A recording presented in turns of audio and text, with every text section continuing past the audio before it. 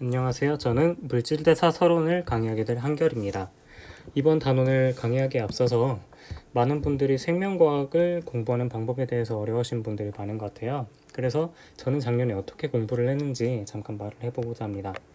저 같은 경우에는 일단은 한글로 된 책을 보면서 내용을 먼저 익혔습니다. 내용을 먼저 전체적으로 이해를 한 후에 각 단원마다 필요하다고 생각되는 단어들을 노트에 이렇게 적고 거기 옆에 이제 한글 뜻도 적어서 수시로 이제 그거를 외웠어요. 이렇게 되면은 빠르게 이제 이해도 할 수 있고 필요한 부분은 영어로 외울 수 있어서 좋았던 것 같아요. 그 다음에 이제 마지막에는 예상되는 서술형 문제를 저 스스로 이제 영어로 질문과 답을 해보면서 풀었던 것도 하나의 방법입니다. 목차는 다음과 같고요. 일단은 지금 영어로 나와 있지만 앞으로는 한국어로 된 단어도 같이 나올 테니까 걱정하지 않으셔도 됩니다. 가장 먼저 메타볼리즘, 물질 대사입니다. 단어 자체는 정말 어려워 보이지만 뜻 자체는 정말 쉬워요. 뭐냐면은 생체에서 일어나는 화학적 반응을 말합니다. 그래서 여러분들이 앞으로 배우게 될 세포호흡이라던가 광합성 이런 것도 모두 메타볼리즘의 하나이고, 뭐 단백질 합성이라던가 여러분들이 밥을 먹고 소화를 할 때도 이런 메타볼리즘의 하나라고 할 수 있죠. 이런 화학적 반응들은 대사경로라고 하는 그 과정을 통해서 반응이 일어나는데, 각 반응마다 특정 효소가 관여를 하게 됩니다. 그래서 이 A라는 물질이 D라는 물질이 되기 위해서 여러 가지 단계를 거치는데, 그럴 때마다 효소가 관여를 하게 되는 거죠. 그리고 이런 메타볼릭 패스웨이는 크게 두 가지로 나눌 수가 있는데요. 하나는 이화작용 경로, 다른 하나는 동화작용 경로입니다. 이화작용 경로, 카타볼릭 패스웨이 같은 경우에는 복잡한 분자를 단순한 분자로 만들어주는 과정이에요. 그래서 분해하는 과정을 이화작용 경로다라고 생각을 하셔도 어느 부분 맞을 겁니다. 그런데 이런 과정은 특별하게도 에너지를 방출하는 과정입니다.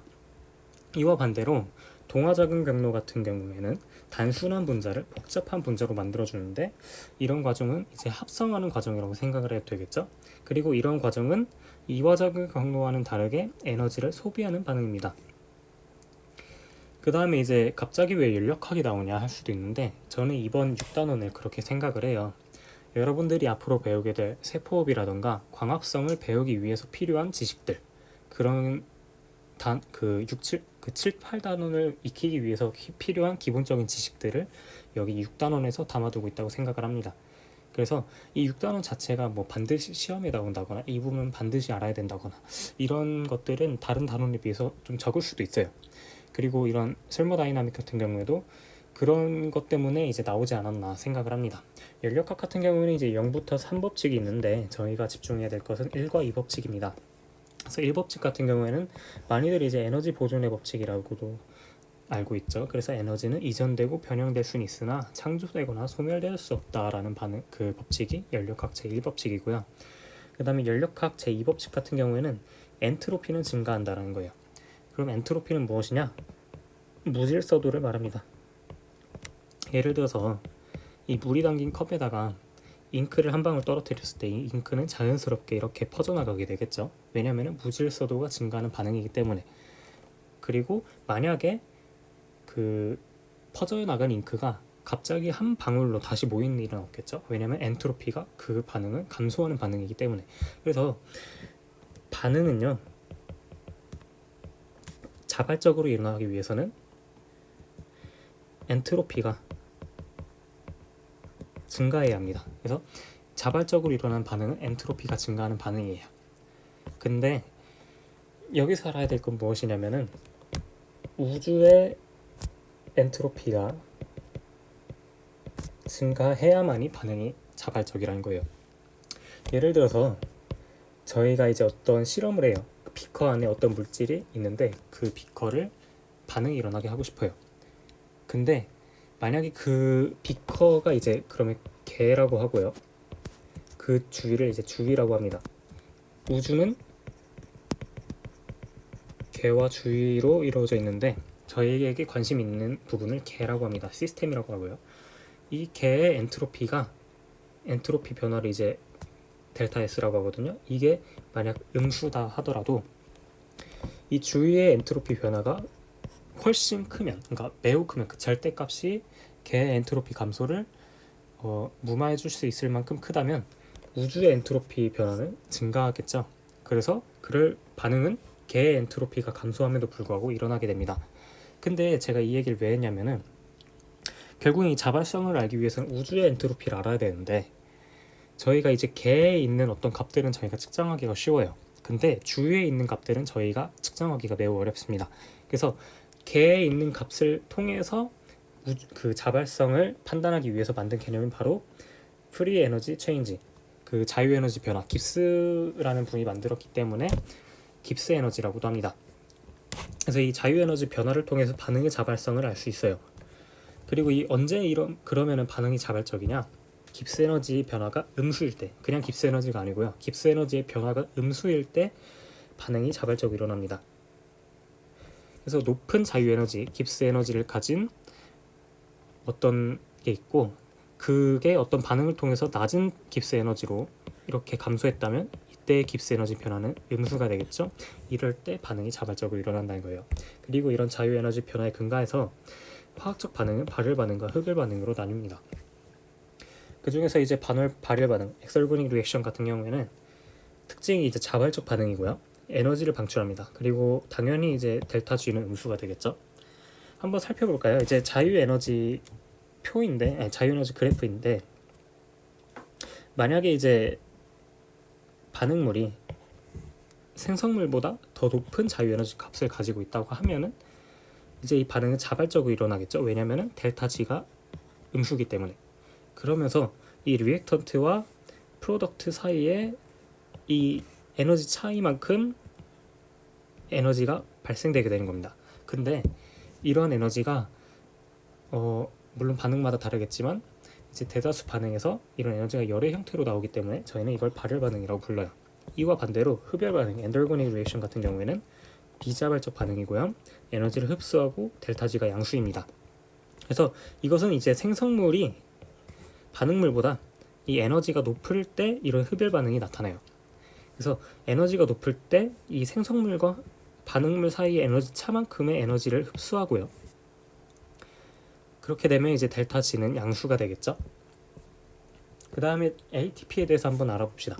ATP는 아데노신 트리포스페이트라고 하는데 여기를 보면 이제 이 부분이 아데노신이고요. 이 부분이 이제 인산 3개 트리포스페이트입니다. 여기서 저희가 주목을 해야 되는 거는 이 부분입니다. 왜냐면은 인산이라는 거는 음전하를 가지고 있어요. 음전하. 이 음전하, 근데 같은 전하끼리 만나게 되면은 서로 밀어내려는 힘을 가지고 있죠. 그래서 이 인산과 인산 사이의 결합이 매우 불안정합니다.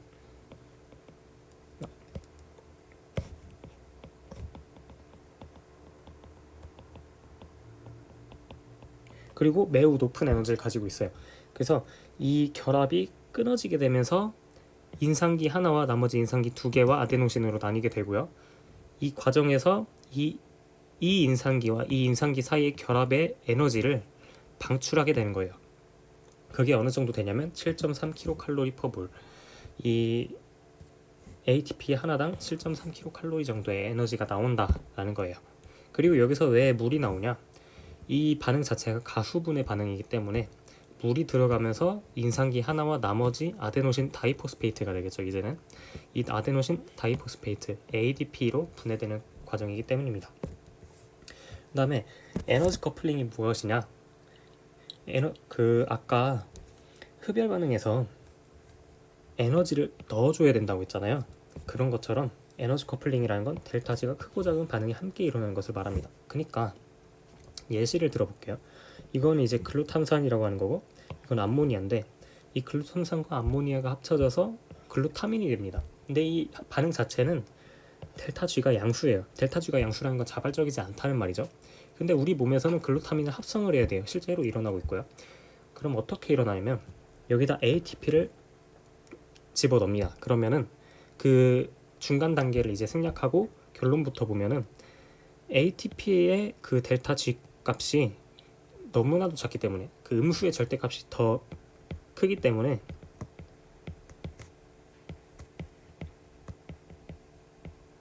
이렇기 때문에 결국에는 이제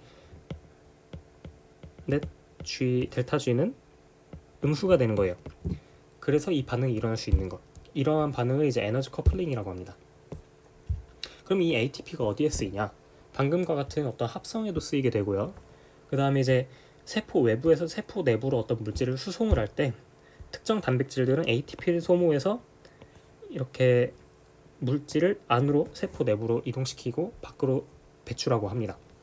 그리고 이제 다른 것들은 이제 기계적 작업이라 해서 이런 운동 단백질이 운동을 할 수 있도록 ATP가 사용됩니다. 이런 예시가 이제 근육이 있죠. 이런 근육을 이제 ATP를 이용해서 하기도 하고요. 그래서 이런 어떤 물질의 반응, 그 다음에 수송 작업, 기계적 작업에 ATP가 사용된다는 겁니다. 그 다음에 그럼 ATP가 한번 사용되면 다시 사용을 할 수가 없냐? 그게 아니죠. ATP가 일단 맨 처음에 있는데 얘가 어떤 일을 하기 위해서 사용이 됐어요. 그러면서 에너지를 방출을 했고요.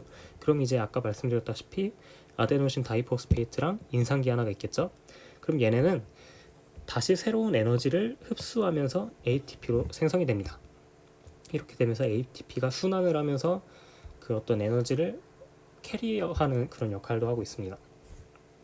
그 다음에 이제 엔자임, 맨 처음에 메타볼릭 알아볼 때 이제 그 엔자임이 각 반응의 단계에서 영향을 준다고 했죠. 어떻게 영향을 주냐면은 활성화 에너지를 낮추는데요. 활성화 에너지가 무엇이냐? 이걸 한번 생각을 해볼까요, 여러분? 수소와 산소가 만나면 폭발하잖아요. 근데 이건 너무나 자명한 사실이죠. 근데 한번 생각을 해보면 우리 대기에는 수소도 있고 산소도 있는데 그럼 대기가 다 폭발을 해야 되는데 왜 폭발하지 않을까? 그게 바로 이 활성화 에너지가 존재하기 때문입니다. 이 활성화 에너지가 반응이 무조건 일어나는 걸 막아주고요. 이 활성화 에너지 이상의 어떤 에너지가 가해져야만이 반응이 자발적으로 일어나는 거예요. 근데 이 효소라는 애는 활성화 에너지를 이만큼 낮춰줍니다. 효소가 이만큼 활성화 에너지를 낮춰주면서 그러면은 그만큼 이제 이 에너지 장벽을 넘기가 쉬워지겠죠. 그러면 그만큼 반응이 많이 일어나겠죠. 그렇게 해서 반응을 촉진시키는 거예요. 근데 여기서 여러분이 알아줘야 되는 거는 반응의 자유에너지 변화는 절대 바뀌지 않아요. 효소에 의해서는. 보시면은 이만큼 원래 그 자유에너지가 있었고 반응물의 자유에너지가 이 정도라고 생성물의 자유에너지가 이 정도라고 했을 때 효소가 작용해도 그 차이는 절대 변하지 않죠. 그래서 효소는 활성화 에너지를 낮추는 낮춰주는 역할인 거지 자유에너지 변화에는 절대 영향을 주지 않아요. 그럼 효소가 어떻게 작동을 하냐? 이 기질이라는 애는 이제 그 반응물을 말하는 겁니다. 효소에 작용하는 반응물. 이 효소가 이제 기질 서브스트레이트에 붙어서 효소 기질 복합체를 형성을 하는데요. 얘는 이제 영어로는 엔자임 서브스트레이트 컴플렉스라고 하고요. 얘가 이제 기질에 붙어서 효소 기질 복합체를 형성하고 거기서 이제 여러 가지 일이 일어나면서 생성물을 만들게 되는 건데 그러면 이제 이 효소가 자신이 원하는 기질에만 붙어가지고 이런 일을 해야 되는 거잖아요. 그럼 얘가 내가 원하는 기질인지 아닌지 어떻게 하냐? 이런 기질의 특이적 부위를 인식합니다. 특이적 부위라고 하는 것은 이 기질만이 가지고 있는 어떤 특정 부위 이걸 말하는데 그런 부위를 인식함으로써 효소가 기질을 인식하는 거예요. 그리고 효소는 단백질입니다. 이 단백질의 3차원 구조를 통해서 효소가 발현되는 거예요. 그렇기 때문에 어떤 일이 일어나냐면 이제 최적 조건이라는 게 나오는데 그건 이따 말씀드릴게요. 그 전에 이제 유도 적합 모델 이건 무엇이냐면 효소가 작용을 하는데 어떻게 작용하냐? 얘가 맨 처음부터 기질에 아주 적합한 모형이냐? 사실 그건 아니란 말이죠. 기질에 아주 적합한 모형은 아니고요. 어느 정도 얼추 비슷한 모형인데 기질이 들어오면서 여러 가지 힘에 의해서 기질과 아주 딱 맞는 그런 게 딱 변한 거죠. 이게 어떻게 생각을 하시면 되냐면 라텍스 장갑 있잖아요. 이 라텍스 장갑을 여러분 손에 꼈을 때 비로소 이제 라텍스 장갑은 여러분 손에 딱 맞는 모양이 되죠. 그렇게 생각을 하시면 됩니다. 그리고 이제 여기서 잠깐 설명하지 않고 넘어간 게 있는데 이 기질이 효소에 붙는 부위 있죠. 이 부분 이게 이제 액티브 사이트 활성 부위라고 합니다. 이 부위가 이제 앞으로 중요하게 될 거예요. 그래서 아까 말씀드렸다시피 효소는 3차원 단백질 구조이기 때문에 환경에 매우 민감합니다. 왜냐면은 단백질이라는 것은 열이라던가 pH에 의해서 변성이 되기 쉽기 때문에. 그 중에서 이제 온도나 pH는 효소 활성이 매우 중요한 환경 요인이고요. 그 다음에 효소마다 그 최적 조건이라 해서 효소가 가장 잘 발현이 될 수 있는 그런 조건이 다른데요. 예를 들어 보면 이제 사람 같은 경우에는 사람의 효소는 일반적으로 37도라는 온도의 최적 조건을 가지고 있고요. 생물 중에서는 이제 매우 높은 온도에서 사는 설모필릭을 가지고 있는 그런 효소들이 있는데, 그런 애들 같은 경우에는 75도라는 그런 최적 조건을 가지고 있습니다. 그리고 사람 몸 안에서도 위에서 이제 음식물을 소화시키는 그런 애들은 위산에 있기 때문에 어떤 산성의 환경에서 잘 발현이 돼야 되잖아요. 그래서 이런 애들은 pH 2 정도에서 최적 조건을 가지고 있고요. 이에 반해서 이 장에서 이제 효소 작용을 하는 애들은 pH 8에서 최적 조건을 가지고 있습니다. 그 다음에 이런 효소들이 단순히 혼자만 독단적으로 움직이냐, 그건 아니죠. 물론 그런 애들도 일부 있겠지만 대부분의 효소들은 촉매 활성을 위해서 비단백질 협력자들이 필요합니다. 그런 애들을 저희는 보조인자라고 부르고요. 그럼 이제 보조인자와 이 조효소의 차이는 무엇이냐? 보조인자는 정말 많은 종류가 있습니다. 무기질은 철, 구리, 단백질, 철, 구리, 아연 이런 것들이 있고요. 그 안에서 이제 만약에 보조인자인데 유기물로 된 보조인자 애들을 코엔자임, 조효소라고 부릅니다. 특별히. 그래서 보조인자 안에 조효소가 이렇게 속해 있는 그런 개념이에요. 그 다음에 효소가 항상 발현을 할 수는 없죠. 어느 순간은 필요하면 효소가 억제돼야 되는데, 그 억제되는 과정이 두 가지 방법이 있습니다. 하나가 이제 경쟁적 억제, 그 다음에 다른 하나가 비경쟁적 억제입니다. 그래서 경쟁적 억제는 무엇이냐면은 기질과 억제자가 경쟁을 하는 거예요. 무엇을 두고 경쟁을 하냐면 이 액티브 사이트를 두고 경쟁을 하는 겁니다.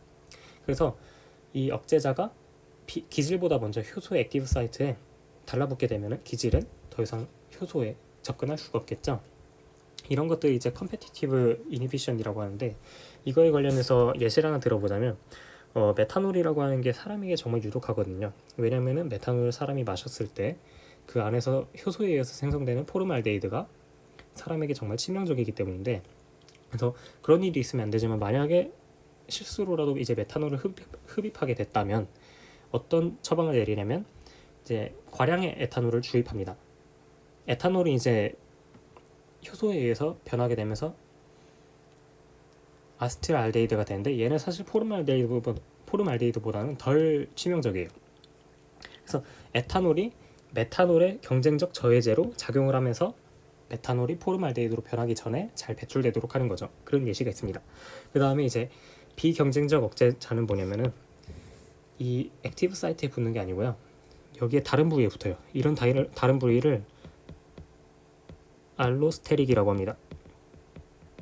이 알로스테릭 부위에 이 비경쟁적 저해자가 붙는데, 억제자가 붙는데, 이렇게 되면은 액티브 사이트에 변형이 와요.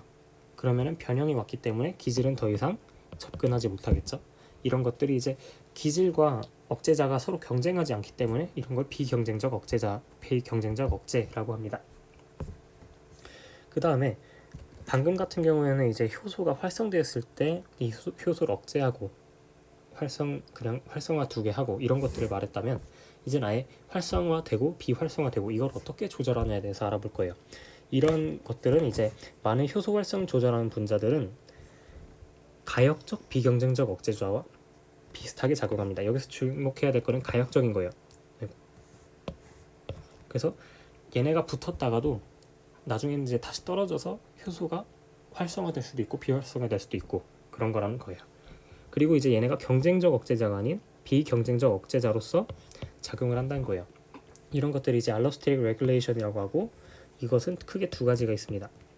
하나는 활성화 및 억제, 다른 하나는 협동성인데, 가장 먼저 활성화 및 억제에 대해서 알아보자면 이런 알로스테릭 레귤레이션에 그게 활성 정도를 조절받는 애들은요, 이런 효소들은 일반적으로는 하나씩 독단적으로 다니지 않아요. 이렇게 어떤 복합체를 형성해서 다니는데 자신과 똑같은 효소들과 함께 다니는 거예요. 근데 얘네가 항상 액티베이션 폼으로 있는 게 아니라 어쩔 때는 이제 인액티베이트 폼으로 변하게 됩니다. 이걸 이제 오실레이션이라고 하고, 얘네가 자주 이렇게 바뀌어요. 활성화됐다가 비활성화됐다가. 그런데 어느 순간 활성화된 상태에서 액티베이터가 달라붙으면은 얘네는 이 상태를 유지하게 되는 거죠. 활성화된 상태를. 그리고 만약에 비활성화된 상태에서 이니비터가 이제 달라붙게 되면은 얘네는 비활성화된 상태를 유지하는 거예요. 이렇게 활성과 비활성을 조절하게 되는 겁니다.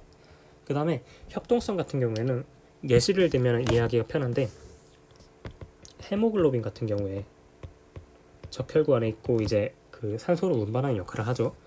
얘는 이제 4개의 햄으로 이루어져 있는데요. 얘네도 이제 이 4개의 햄도 이와 비슷한 형태를 가지고 있어요. 그래서 얘가 만약에 폐에 들어오게 되면은 하나의 햄에 산소가 결합을 하게 되겠죠. 그러면은 이게 결국에는 나머지 3개의 햄이 산소와 결합을 할 수 있도록 만들어줍니다. 더욱더 산소를 가지고 올 수 있도록. 근데 만약에 산소가 부족한 자리 있죠.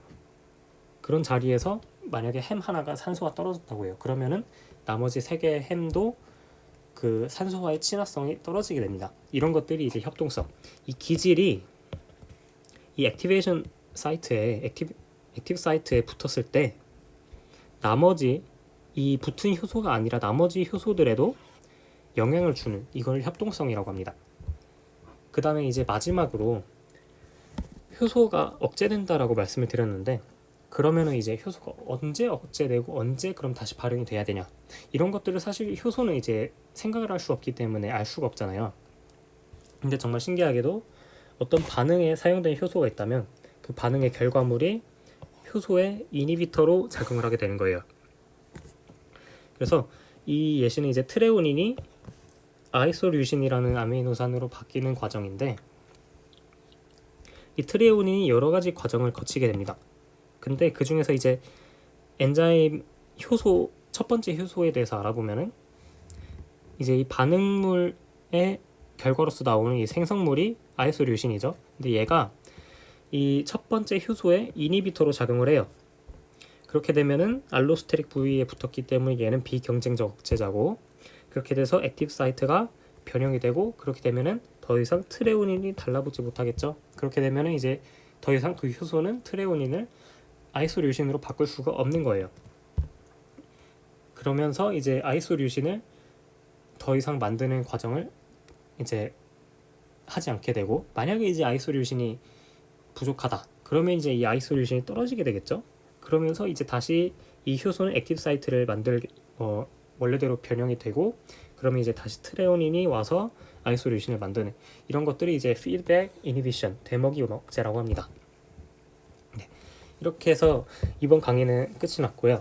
만약에 이제 질문사 궁금한 게 있거나 하시면은 유튜브 댓글에다가 이제 시간과 어디 부분이 이제 궁금한지와 함께 남겨주시면 되고요. 아니면 이제 여기 있는 연락처로 질문해 주셔도 됩니다. 이상입니다.